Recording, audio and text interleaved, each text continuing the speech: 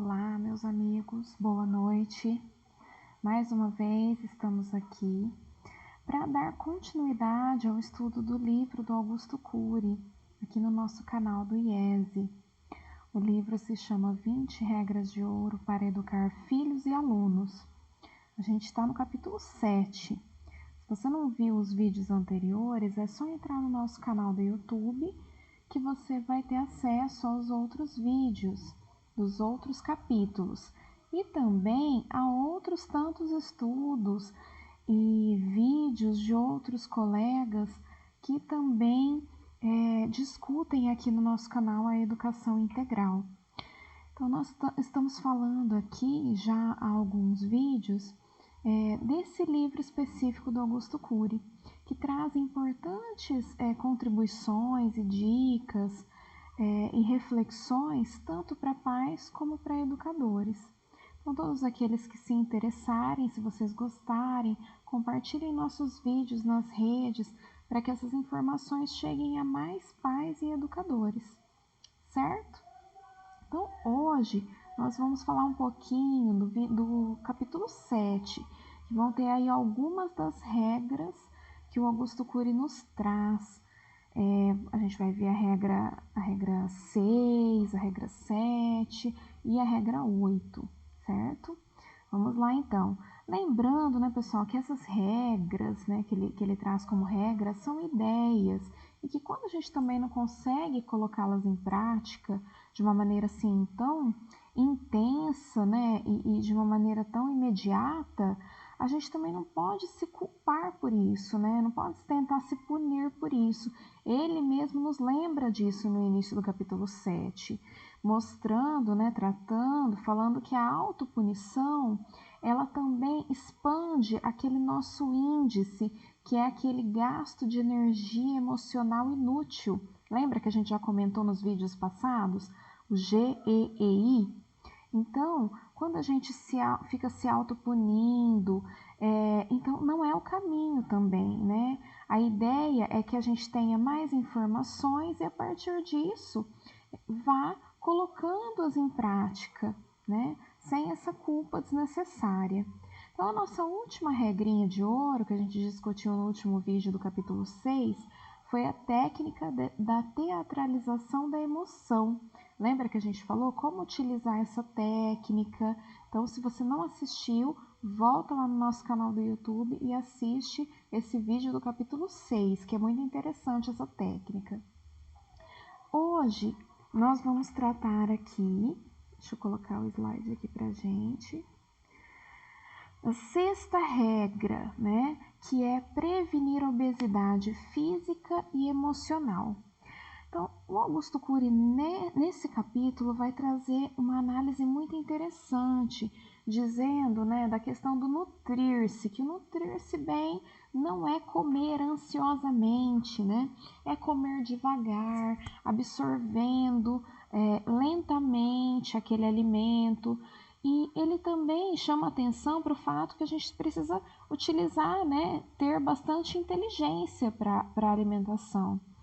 E chama atenção também para o fato de que a gente precisa educar o paladar dos nossos pequenos, né, enquanto filhos ou alunos, e dizendo o seguinte, né, quando a gente está comendo algo saudável, for dar algo saudável para a criança, para a gente, acho que um pouco também teatralizar, né, aquilo que a gente falou no capítulo passado. Então, com expressões alegres, né? Produzir sons ali quando a gente está mastigando aquele alimento, ou seja, mostrando que eu tenho prazer em consumir, por exemplo, aquele legume, aquela verdura, enfim, né? Isso vai estimular os nossos pequenos, porque eles, na verdade, vão fazendo, né? A gente vai modelizando tudo para eles. E aí ele nos traz a questão, né, do emagrecimento inteligente, porque ele diz também que tem muito a ver com a nossa ansiedade, né, que a gente consome muitos alimentos por conta da ansiedade, que a gente não gerencia, né, não controla essa emoção, e aí acaba descontando, né, entre aspas, isso no alimento. E também lembra o fato, né, para que a gente não seja escravo de um padrão determinado de beleza, né? A gente sabe que esses padrões também são construídos culturalmente, historicamente, então para que a gente simplesmente se sinta bem, né, e se alimente da melhor forma possível, ensinando isso também aos nossos pequenos. Ele lembra e nos alerta que a obesidade tem crescido muito, né? Então ele fala dos Estados Unidos, por exemplo, 1/3 da população ter obesidade, né? E fala também dos índices alarmantes do Brasil. Então, ele propõe, né, essa ideia de educar melhor o paladar, o quanto é importante, né, na introdução alimentar dos nossos pequenos, a gente tomar bastante cuidado com essa introdução alimentar, procurar bastante dicas, né, de especialistas em relação a isso e fazer da melhor forma possível, porque é o início, né, é aquilo que eles vão levar adiante na vida. E o nosso paladar vai ser educado ali desde o útero, né? Desde o ventre materno até, né? E essa primeira infância é essencial para isso. E aí ele nos chama a atenção, né, com essa frase que eu até coloquei aí entre aspas, né? Comemos nossas emoções, né? Então, as pessoas estressadas, ansiosas ou quando estão deprimidas, com baixa autoestima, acabam canalizando todas essas emoções que não conseguimos lidar para essa questão do prazer oral. E isso, de alguma forma, alivia, né, esses conflitos emocionais. Então, ele chama atenção para essa questão do quanto a nossa alimentação está relacionada a esse controle da nossa própria ansiedade, né? Nossa e dos nossos pequenos.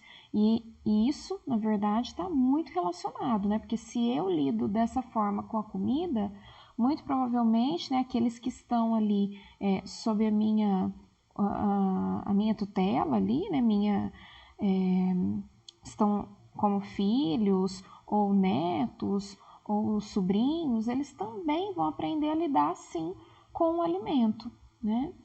E aí ele também chama atenção para a questão da era digital, né? O quanto a era digital, os smartphones, os games, as redes sociais, a internet como um todo, estão expandindo essa era da obesidade, estão piorando tudo isso, porque amplia, aumenta o nosso nível de tensão emocional, aumenta os nossos níveis de solidão, e aí o alimento acaba se tornando um companheiro, né? Então, ele chama atenção para esse aspecto nessa regra, para que a gente consiga cuidar dessa questão da obesidade emocional, para que a gente tome bastante cuidado com a questão da autopunição, da ansiedade, do complexo de inferioridade, da baixa autoestima e fragmentação da autoimagem. E a partir dessa análise, né, dessa autoanálise e também análise dos nossos pequenos, para que a gente consiga ressignificar, né, tudo isso e ter uma relação melhor com o alimento, né? E também, por consequência, talvez, com as nossas próprias emoções, percebendo, né, que como a gente se alimenta tá muito relacionado também, algumas vezes, né, a essa não resolução, né, das nossas emoções, esse não querer olhar para as nossas emoções ou não resolvê-las, né, de alguma forma. E aí a gente vai para a 7ª regra de ouro, que é a questão do controlar a ansiedade na era digital. E aí, nesse ponto, ele nos fala bastante a importância do sono, né? Como o sono é importante como motor da vida e como ele tem sido mal utilizado nessas novas gerações. Né? É aquele período da gente restabelecer a nossa paz, o nosso autoequilíbrio, né? Então, antes do período de sono, a gente precisaria ficar assim totalmente isento desses aparelhos, né? Porque esses aparelhos, eles acabam liberando tipos de ondas, né?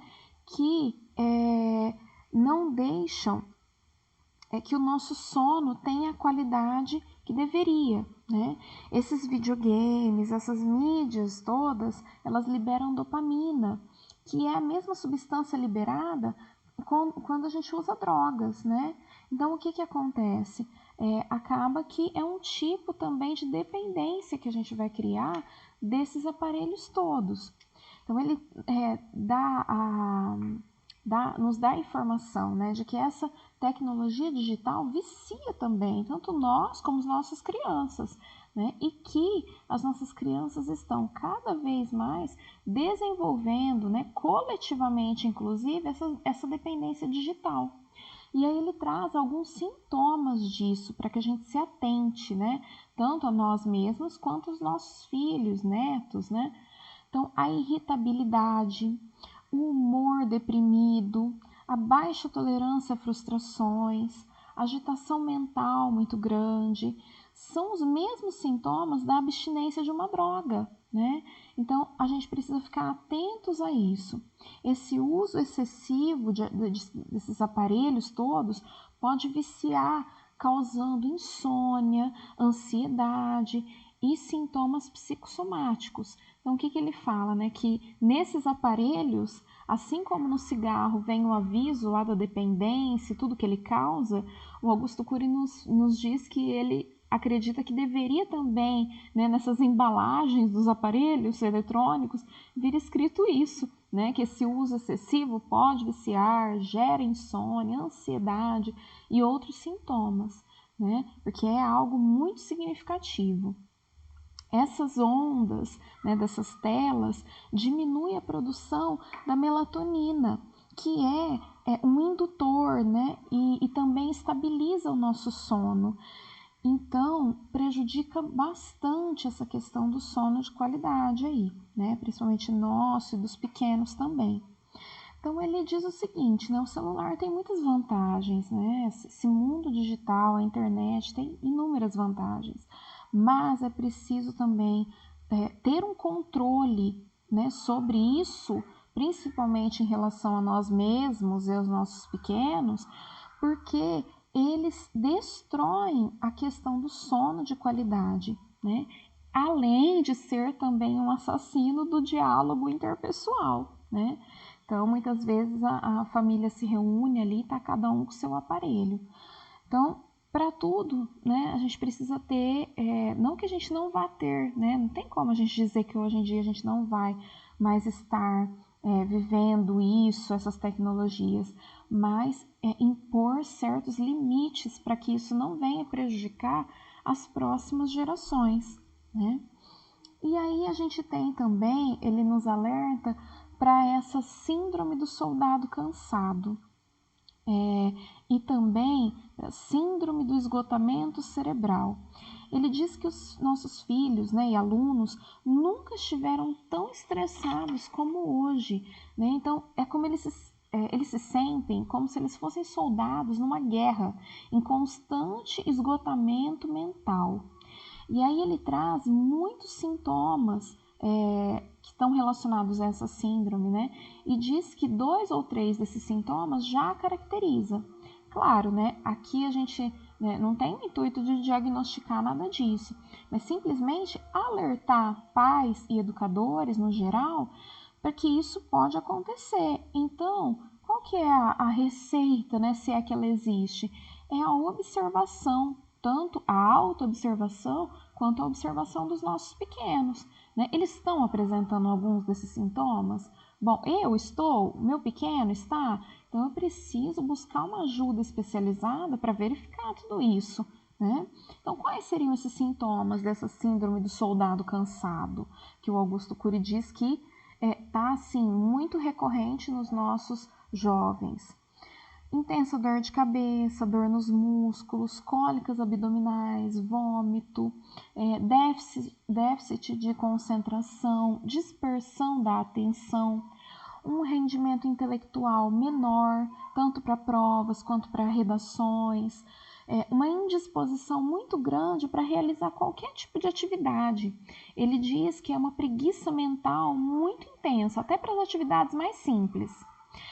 Uma facilidade muito grande para reclamar de tudo e de todos, um baixo limiar para frustrações, uma irritabilidade muito grande. Qualquer contrariedade já me leva a essa grande irritabilidade. Então, isso é algo que ele também aponta, né? A inquietação, uma agitação mental muito grande, até mesmo fazer birra, né? O tédio, a insatisfação crônica, dificuldade em lidar com a rotina e o egocentrismo, a dificuldade em elaborar perdas, trabalhar dores e outros sintomas. Então precisamos aí olhar, né, para a gente mesmo e para essas novas gerações e ver o quanto que esses sintomas também estão nelas, né, para daí poder ter alguma forma de ajudar, né, de procurar uma ajuda especializada, de pensar no que eu posso me ajudar para modificar esse cenário.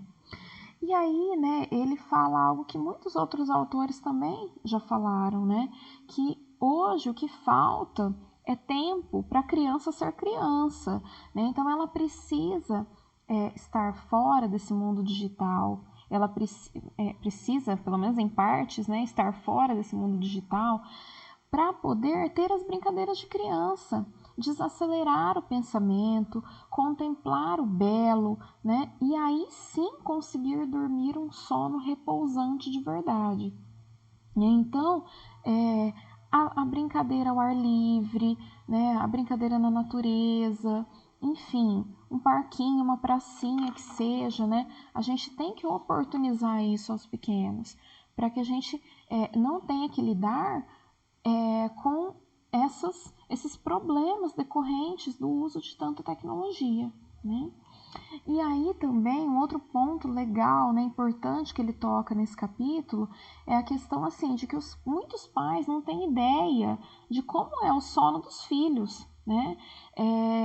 Muitas vezes não têm ideia que os filhos acordam de madrugada para utilizar celular, por exemplo, e que tem o sono super fracionado por conta disso. Então, pergunte ao seu filho, né, como ele está acordando. Ele está acordando cansado? Ele tem dor de cabeça frequentemente? Ele está muito impaciente? Então, todos esses são sinais importantes que a gente precisa observar nas nossas crianças, né? E também que essa história do sono, né, da qualidade do sono e tudo mais, já começa na própria gravidez, né? O que seria isso? Ele diz o seguinte, que se as mães, as gravidinhas, né, pudessem dormir nos finais de semana, pelo menos umas 9 ou 10 horas por dia, que o bebê agradeceria, né? Então, isso é muito importante, essa questão do sono de qualidade. E que também nos lembra o seguinte, que os pais que não dormem, que têm uma dificuldade no sono, ficam também, assim como as crianças, mais irritados, mais impacientes, né? Têm reações mais explosivas e também vão ter mais dificuldade para educar essas crianças, né? Então, esse é um outro ponto que a gente precisa entender como relevante, né? No nosso próprio dia a dia, né? E aí, eu achei muito interessante um trecho que ele fala também, né? O seguinte, que não é a quantidade de trabalho dos pais, em tese, que determina o grau de estresse deles, mas a maneira como eles protegem sua emoção e contemplam o belo. Ou seja, né, a maneira como a gente lida com as nossas emoções, o que a gente faz com elas, né, o que a gente faz com todo o lixo mental, enfim. Então, ele diz que os pais precisam elevar o índice de gasto de energia emocional útil, né? Ou seja, escolher, ter controle de onde eu vou gastar essas emoções, né? Onde eu vou empregar a minha energia, de que forma. E aí, para finalizar, ele fala da 8ª regra, que é cuidar do corpo e prevenir as drogas. Então, ele fala da importância dos exercícios físicos na construção de um ser humano emocionalmente mais tranquilo e sereno, né? Porque o exercício físico libera as endorfinas, que relaxam e acalmam o cérebro, né? Então, o esporte, ele ajuda a desacelerar a mente, aquietar os pensamentos, melhorar a autoestima, inclusive, né? E aí ele nos fala, né, achei bastante interessante essa ideia também da caminhada contemplativa. Ele fala dos benefícios, né, do esporte, entre eles a caminhada, e aí ele fala desse tipo de caminhada, uma caminhada num passo mais acelerado, né, não exagerado, mas mais acelerado, exercitando, né, os músculos e ao mesmo tempo contemplando a paisagem, né, tendo prazer de caminhar, interiorizando, relaxando, elaborando experiências, né, daquele período.